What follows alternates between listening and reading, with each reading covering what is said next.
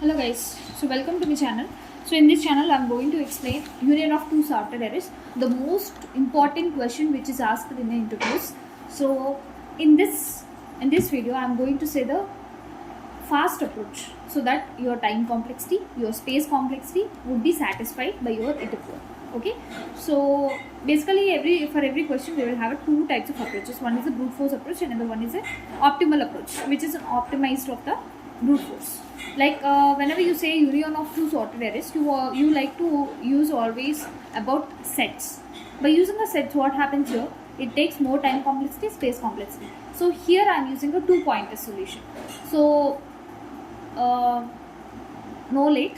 So let us dive into this problem solution. Generally, what is the approach? By using the two pointers, this I pointer will always point to my first array, and array 2 will be always traversed by using the second pointer, that is j is equals to 0.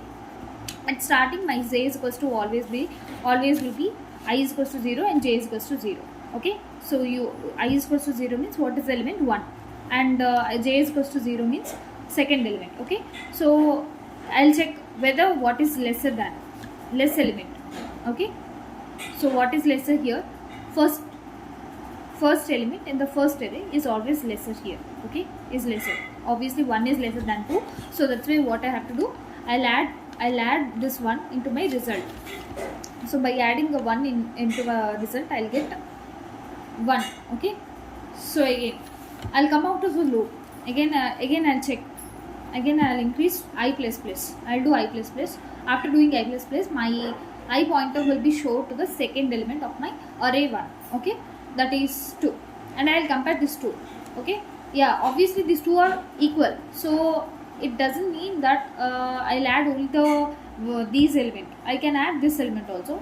Okay, so array j also I can add, array 2, array 1 also I can add, array 1 of I also I can add. So I am adding two second element. Okay, that is 2, and after again my I increases, and my j also would be increased, because here already we have placed that element. Already the element is present in our result, that is 2. So here also I'll increase. Again I'll compare this 2. So here it points to 3, here it points to 3. So again after comparing these two, any one element from array 1 I am shifting to result. Okay, so again my I also increases, my j also increases. Okay, after increasing I and j, again the both are equal, 4 and 4. So that's why again I will implement any one of the element in that. Okay, so again after increasing the solutions, we can observe that I will be 5 and j will be 6. So obviously I is lesser than 6, so that's why I'll add 5, and then my I would be increased. So after my I would be increased, here you can observe that j is equals to, j is pointing to the 6 and I is pointing to the 6. Again these both are equal, so what I have to add? 6 I'll add from the array 1. Okay, and you can observe that after increasing I plus plus, there are no elements, so it comes out of the loop. It comes out of that loop, and it will only traverses jth element traverses up to array 2 dot length, and 7 8 are remaining elements. So simply we will add 7 8 into this. Generally we'll get result is equals to 1 2 3 4 5 6 7 8. Okay, so now in a code form, if I see here, see, so whatever I used, first of all my I should be always less than array 1 dot length. Okay, so let me fold it. Now you can get it. Yes, this is the logic, right guys? My I should be always less than my array 1 dot length, that is okay, satisfied, and array 2 dot length, this both pointers should be always less than array dot length. Okay, then I'll go into this loop. So I'll check array 1 of I, first ith element is less than jth element or not. If it is lesser, I'll go into the loop again. I'll check whether my result is empty. Result is like implement, we have implemented an empty array, like this is right. So I'll check whether it is empty. Yes, if it is empty, add this element. First of all, check whether my element is already present in the empty array or not. Yeah, it is not present, so that's why I'm going to add that element. Is not equals to, sorry, here there is a small mistake. Whenever it is not equals to my ith element would be added into the result. and next I'll do I pointer, I'll increase as I have increased here 1 to 2, right? So after that increasing, again it comes out of the loop. After increasing, my eye would be pointed to the 2, okay? So whenever my eye would be pointed to the 2, again I'll check with the j, so whether it is lesser than so obviously it is not satisfying this condition, so I'll go to the next condition, that is whether my array of 1, that is 2, is greater than array of 2 jth element is not 2, right? So whether it is greater, of course it is not.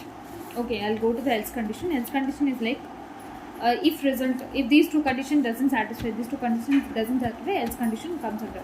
Okay, so here in this case we can observe that 2 and 2 are always equal here. Yes, ith element is also pointing to this 2 element and jth element is also pointing to the 2 element. Okay, so in this the two elements are equal, so that's why in that thing what I will do, I'll add any one of that, array 1 of I or array 2 of j. So here I am basically adding array 1 of I and I'll increase both the pointers now. I'll increase both the pointers, that is I would be pointed to my 3 and j would be pointed to my 3. And again I'll compare these two elements. Again these two conditions would not satisfy because here array 1 of I should be less than array 2 of j. It is not. Obviously these two elements are equal and this condition also doesn't satisfy. I'll move into the else condition. So whenever I move into the else condition, again I'll add array 1 of I, that is 3 I would be added into the result. I have added. Okay, so after that you can observe that again I am increasing the pointers, 2 pointers, I plus plus j plus plus. After doing I plus plus j plus plus, my I would be pointed to the 4 and j would be pointed to the 4. Again I will compare these two. Again these two conditions wouldn't be satisfied. Again I will go to the else conditions because my two elements are equal, so that's why I will add any one of the element, that is array 1 of I am adding. So simply I have added 4 and I am again increasing I plus plus j plus plus. Okay, I plus plus j plus plus. After doing again I'll get both the elements as a 5 and 6. Now here there are different elements. Now I'll check into the conditions like array 1 of I, if it is if array 1 of I is less than array 2 of j. Obviously I think this condition is satisfying here. See, 5 is all less than 6, so I'm simply adding my 5 according to here result dot add array 1 of I am doing here. Again I'll do I plus plus. I'll increase my I. After increase my I would be reached to the end position, that is 6. I'll compare to with my I'll compare with my 6. So again, because my j pointer is still at a 6, because I have not increased the j pointer, I have increased only the I pointer after inserting the 5 into the result. After increasing, you can observe that again these both conditions wouldn't be satisfied for me. I'll go to the else condition and I'll add any one of the element of 6, right?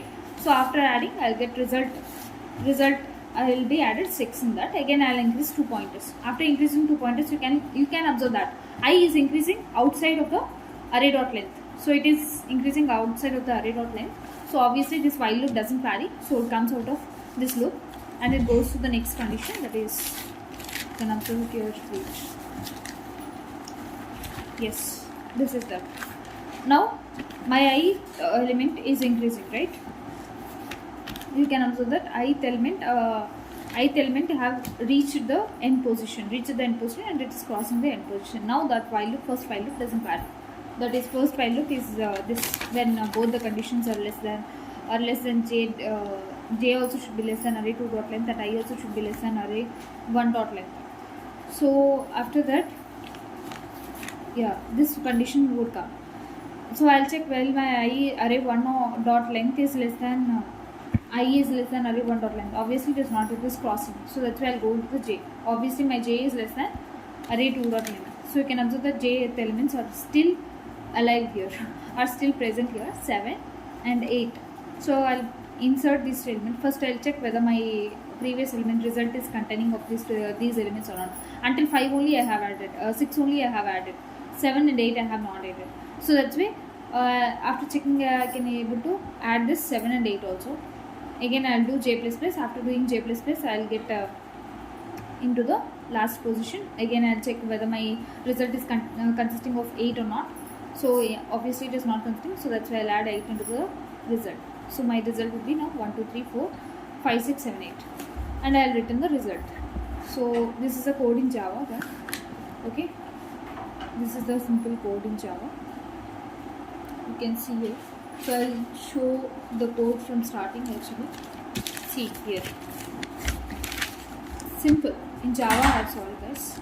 see here, I have first implemented an array list. And then I have used this logic, simple logics, so you can understand here very clearly. 2 pointers only I have used. So I have checked every time that whether my array list is empty or not.